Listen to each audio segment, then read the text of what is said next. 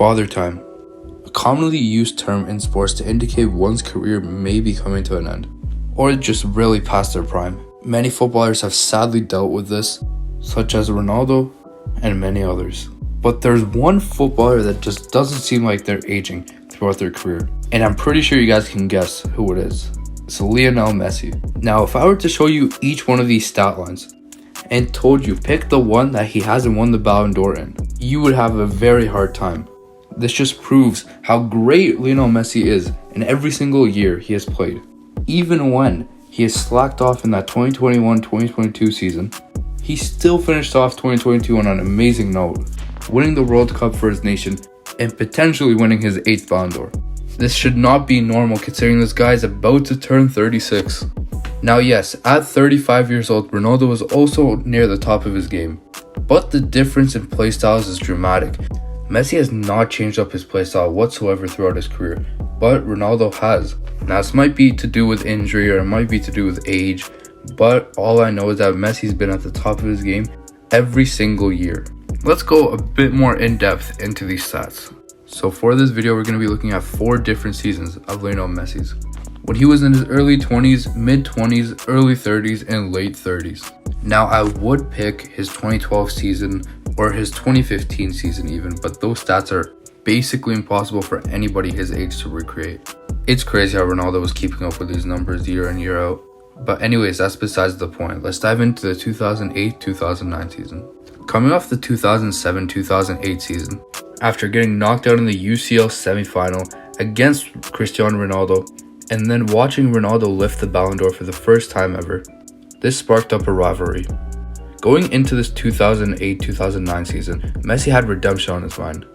With Messi scoring 32 goals and picking up 16 assists that season, let's take a look into how he got those 32 goals and 16 assists. He had 0.8 goals per 90, 0.42 assists per 90, and a total of 1.25 goals and assists per 90. Also winning the league that season, Messi was looking for revenge in the UCL final. This was his time to even out Ronaldo on Ballon d'Ors and even out Ronaldo on UCL titles. Messi went on to score an amazing header in the UCL final, winning his team the Champions League and winning his first ever Ballon d'Or. Scoring a heroic goal against Real Madrid, Messi was the best player in the world.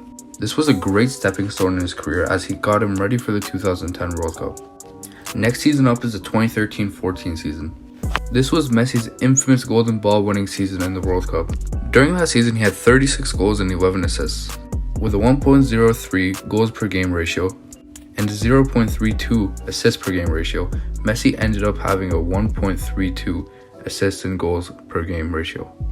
This beat out his 2008-2009 season, but if we're going off of trophies, it was a very disappointing season for Messi.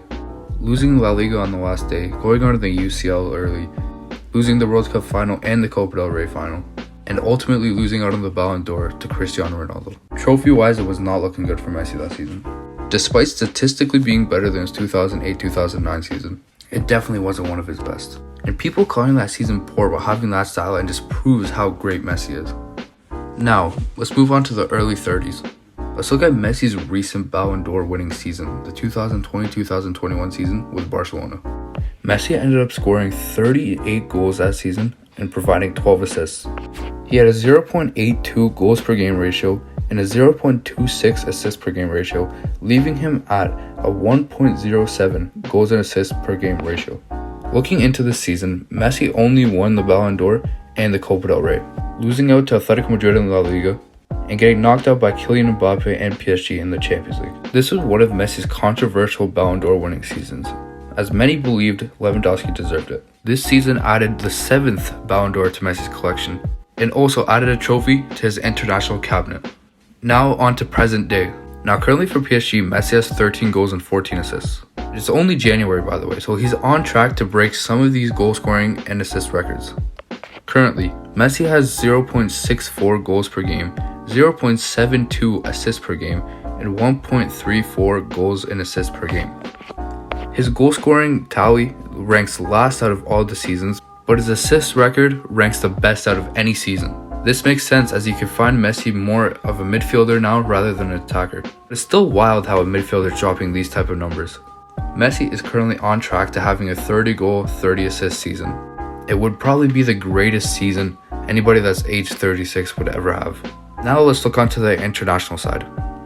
Let's look at the 2010, 2014, 2018, and 2022 World Cup. During the 2010 World Cup, coming off a recent season of success and winning with Barcelona, Messi entered the World Cup on top form. But after playing 5 games with Argentina and getting knocked out by Germany, Messi ended the 2010 World Cup with 0 goals. He did, however, have 1 assist. During this tournament, he had 95.5 touches per game, while having 6.2 successful dribbles per game. As you can see, Messi's heat map, it's all over the place and it's a bit more to the middle. His 2010 World Cup was not the best but not the worst at the same time. Moving on to the 2014 World Cup. During this World Cup, Messi came off a disappointing season with Barcelona. As I stated earlier in this video, he came off loss after loss after loss in finals and with trophies. But he still played all 7 games this World Cup and made it all the way to the final. He scored 4 goals and got 1 assist, and didn't have the most goals or assists that tournament. He did have more goals than he did in 2010, but his touches took a drastic dip. He now had 70 touches per game rather than 95, but his successful dribbles stayed the same. Actually, matter of fact, they went up by 0.4.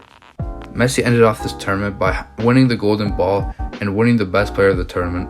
Although in my opinion it was robbed, and I felt like there's a lot more people that could have won it, but that's another video for another day. Now the 2018 World Cup. Arguably a more disappointing World Cup than 2010. Messi ended off the tournament with 1 goal and 2 assists, while getting knocked out by France and Mbappe in the round of 16. His touches went up to 80 touches per game. His successful dribbles per game went to 5.8 rather than 6.6 in the 2014 World Cup, and his heat map looks a lot lighter than it was in earlier World Cups. Ultimately, this was a World Cup to forget for Lionel Messi. And now at 35 years old, the 2022 World Cup. Messi yet again played all 7 of the games during this World Cup. Messi ended off the World Cup by having 7 goals and 3 assists, his most in any World Cup. And his touches per game dropped a little bit to 73.9 per game. But now that his role is more of a playmaking type of role, his dribbles took a drastic hit. Now he's averaging 2.1 dribbles per game rather than the 5.8 or the 6.6 in earlier World Cups. However, this ultimately did not matter, as he did end up winning the World Cup, finally capturing the one trophy he was always looking out to get. And at 35 years of age, he was still at his best that tournament, as he did win player of the tournament, and right now has shouts of getting his 8th Ballon d'Or. Father age did hit every single player that's played football, but it doesn't seem like it's affecting Messi anytime soon.